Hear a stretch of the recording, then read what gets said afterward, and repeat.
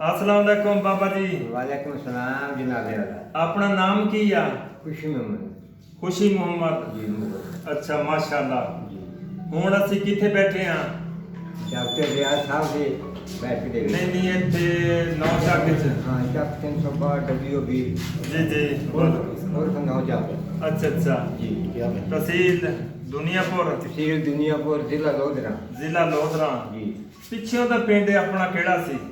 पिछों पिंड सी साडा जी जिला जलंधर, ਅੱਛਾ रियासत कपूरथला, ਅੱਛਾ तहसील भलत्था, ਅੱਛਾ। पिंड गडानी ਤੁਹਾਨੂੰ ਤਾਂ ਕਾਫੀ ਯਾਦ ਆ। जी। ਜੀ ਜੀ। ਤੇ ਕਿੱਦਾਂ ਕਿੱਦਾਂ ਫਿਰ ਉੱਥੋਂ ਆਏ ਤੁਸੀਂ, ਉਹ ਜ਼ਰਾ ਸਫ਼ਰਨਾਮਾ ਆਪਣਾ ਦੱਸਣਾ। उतों असी रद्दो बदल तो पहले आ गए शोरकोट 312 तक दे गए। ਅੱਛਾ इतने असी सन 45 जाना ਅੱਛਾ। पहले। ਜੀ ਜੀ ਉਸ ਤੋਂ ਬਾਅਦ ਫਿਰ ਸਾਡਾ ਮਾਮਾ ਸਾਨੂੰ ਮੈਨੂੰ ਮੇਰੀ ਵਾਲਦਾ ਨੂੰ ਲੈ ਗਿਆ ਵਾਪਸ ਅੱਛਾ ਤੇ ਉੱਥੇ ਅਸੀਂ ਫਿਰ ਆਏ ਹਾਂ ਉਜਾੜਿਆਂ ਦੇ ਵਿੱਚ। ਅੱਛਾ। ਸਾਨੂੰ 47 ਦੇ ਵਿੱਚ ਜੀ ਜੀ ਅਸੀਂ ਆਏ। ਜੀ ਕੁਛ ਪੈਦਲ ਸਫ਼ਰ ਕੀਤਾ, ਕੁਛ ਫਿਰ ਗੱਡੀਆਂ 'ਤੇ ਕੀਤਾ, ਜੀ। ਇਹ ਰੇੜਿਆਂ। ਅੱਛਾ ਜਿਸ ਵੇਲੇ ਅਸੀਂ ਜਾਂਦੇ ਆਏ ਹਾਂ ਉੱਥੇ ਸਾਡਾ ਕੈਂਪ ਲੱਗਾ। ਅੱਛਾ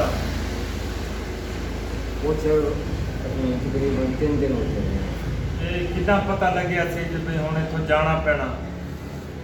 ਰਜੋ ਬਦਲ ਉੱਥੇ ਹਰ ਪਾਸੇ ਰੌਲਾ ਮਚ ਗਿਆ ਸੀ। ਅੱਛਾ।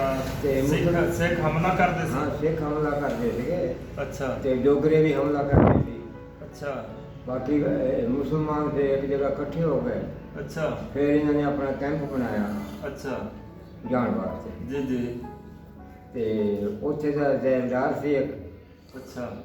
ਉਹ ਫਿਰ ਕੈਂਪ ਦਾ ਬਾਡੀਗਾਰਡ ਬਣਿਆ। ਜੀ ਜੀ ਉਹ ਫਿਰ ਸਾਰੇ ਕੈਂਪ ਨੂੰ ਲੈ ਕੇ ਆਇਆ ਅੱਛਾ ਇੱਥੇ ਲਾਹੌਰ ਤੱਕ। ਅੱਛਾ। ਬਾਰਿਸ਼ ਵੀ ਪੈਂਦੀ ਰਹੀ ਸੀ ਜੀ ਜੀ ਤੇ ਕੁਛ ਲਾਸ਼ਾਂ ਵੀ ਪਈਆਂ ਸੀਗੀਆਂ। ਤੁਸੀਂ ਅੱਖਾਂ ਨਾਲ ਅੱਖਾਂ ਦੇਖੀਆਂ? ਨਾਲ ਵੇਖੀਆਂ ਲਾਸ਼ਾਂ ਵੀ ਪਈਆਂ ਸੀ। ਅੱਛਾ।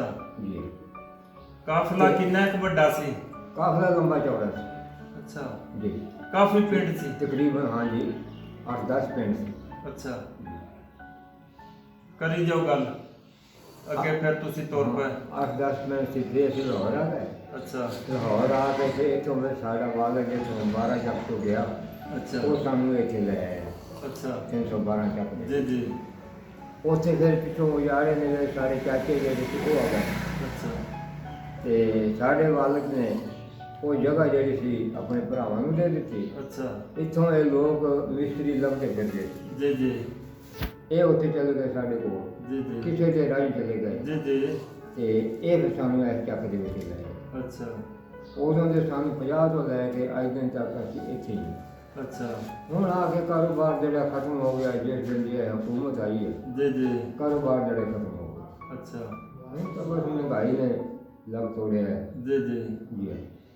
ਕੋਈ ਅੱਜ ਨਸੀਹਤ ਕਰਨੀ ਚਾਹੋ ਕਿ ਨਵੀਂ ਨਸਲ ਨੂੰ, ਕੋਈ ਵਸੀਅਤ, ਕੋਈ ਪੈਗਾਮ ਦੇ ਦਿਓ? ਹਾਂ ਨਵੀਂ ਨਸਲ ਨੂੰ ਵਸੀਅਤ ਇਹ ਹੋਈ ਆ ਜੀ ਕਿ ਅੱਲਾਹ ਔਰ ਅੱਲਾਹ ਦੇ ਰਸੂਲ ਦੇ ਪੈਰੋਕਾਰ ਰਹਿਣ, ਜੀ ਜੀ ਬਿਲਕੁਲ। ਉਹਨਾਂ ਦੇ ਹੁਕਮ ਦੀ ਤਮੀਲ ਕਰਨ, ਹਾਂਜੀ ਹਾਂਜੀ ਝੂਠ ਫਰੇਬ ਜੀ ਜੀ ਠਗੀ ਤੋਂ ਪਰਹੇਜ਼ ਕਰਨ ਹਾਂਜੀ ਹਾਂਜੀ ਔਰ ਅੱਲਾਹ ਨੂੰ ਸਜਦਾ ਜੀ ਜੀ ਤੋਬਾ ਤਿਆਰ ਕਰਕੇ ਸਜਦਾ ਕਰਨਾ, ਬਿਲਕੁਲ ਬਿਲਕੁਲ। ਨਬੀ ਪਾਕ ਦੇ ਹੁਕਮ ਦੀ ਤਾਈਦ ਕਰ ਜੀ ਜੀ ਤੇ ਜ਼ਿੰਦਗੀ ਅੱਛੀ ਗੁਜ਼ਰੇਗੀ। ਹਾਂ ਬਿਲਕੁਲ। ਬਾਕੀ ਹਲਾਲ ਹਰਾਮ ਦੀ ਪਹਿਚਾਣ ਕਰਨਾ, ਜੀ ਜੀ ਕਰੀ ਜੋ ਗੱਲ।